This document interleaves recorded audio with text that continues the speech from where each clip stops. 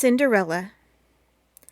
Cinderella's mother died while she was a very little child, leaving her to the care of her father and her stepsisters, who were very much older than herself, for Cinderella's father had been twice married, and her mother was his second wife. Now Cinderella's sisters did not love her, and were very unkind to her.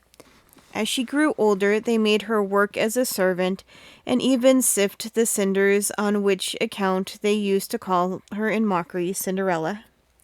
It was not her real name, but she became afterward so well known by it that her proper one had been forgotten. She was a very sweet-tempered, good girl, however, and everybody except her cruel sisters loved her. It happened when Cinderella was about 17 years old, the king of the country gave a ball to which all the ladies of the land, and among the rest of the young girl's sisters, were invited. And they made her dress them for the ball, but never thought of allowing her to go there. "I wish you would take me to the ball with you," said Cinderella meekly. "Take you, indeed," answered the elder sister with a sneer. "It's no place for a cinder sifter. Stay at home and do your work." When they were gone, Cinderella, whose heart was very sad, sat down and cried bitterly. But as she sat sorrowful, thinking of the unkindness of her sisters, a voice called to her from the garden, and she went out to see who was there. It was her godmother, a good old fairy. "Do not cry, Cinderella," she said. "You shall go to the ball, because you are a kind, good girl. Bring me a large pumpkin." Cinderella obeyed, and the fairy, touching it with her wand, turned it into a grand coach. Then she desired Cinderella to go to the trap and bring her a rat. The girl obeyed, and a touch of the fairy's wand turned him into a very smart coachman. 2 mice were turned into footmen, and 4 grasshoppers into white horses. Next the fairy touched Cinderella's rags, and they became rich satin robes trimmed with point lace. Diamonds shone in her hair and on her neck and arms, and her kind godmother thought she had seldom seen so lovely a girl. Her old shoes became a charming pair of glass slippers which shone like diamonds. "Now go to the ball, my love, and enjoy yourself. But remember, you must leave the room before the clock strikes 11. If you do not, your dress will return to its original rags. I approve of pleasure, but not of dissipation, and I expect that you will show your gratitude by obeying me." Cinderella kissed and thanked her godmother. Then she stepped into her coach and drove off, with her footman behind, in great style. The fairy, when she was gone, returned to Fairyland. Cinderella was received at the king's palace with great respect. The Lord Chamberlain bowed low to her, thinking she must be a very great lady by her dress and carriage, and he showed her at once into the ballroom. She was so beautiful that everybody looked at her and wondered who she was, and the prince asked her to dance with him, and afterwards would dance with no one else. But she made haste to leave a little before the hour fixed, and had time to undress before her sisters came home. They told her a beautiful princess had been at the ball, with whom the prince was delighted. They did not know it was Cinderella herself, and she was amused to hear them admire her grace and beauty, and say that they were sure she was a royal lady. The prince was quite vexed when supper time came, and he could not find his beautiful partner, and no one had seen her leave the room. But in hopes of beholding her again, he persuaded the king to give another grand ball. As soon as her sisters were gone to it, Cinderella's godmother arrived.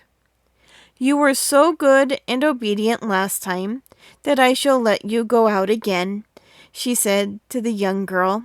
And once more the rat, mice, grasshoppers, and pumpkin, which had gone back to their original shapes after the first ball, were turned into the grand carriage and attendants, and Cinderella, in rose-colored satin and rubies, went to the royal ball.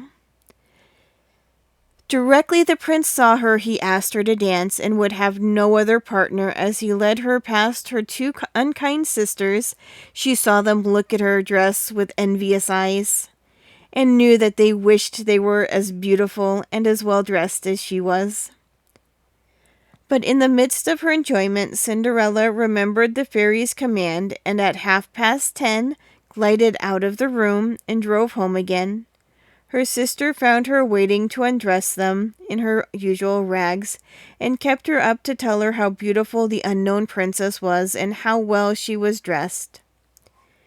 Again the prince was vexed at the sudden disappearance of the beautiful stranger, and once more he persuaded the king to give a grand state ball. "I wonder if Princess Beauty will be there," said the sisters to Cinderella. "We must have new dresses, for she is so splendid she makes everyone look shabby." Cinderella smiled as she helped them to dress. She was sure the fairy would let her go to the ball too, and she was right. Her godmother, pleased with her obedience, came in good time, and Cinderella, dressed in blue satin and pearls, went in the same style as before.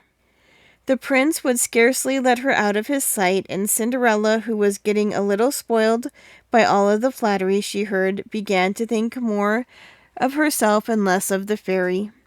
So the time stole on, till glancing up at the clock, she saw it wanted only 5 minutes to 11.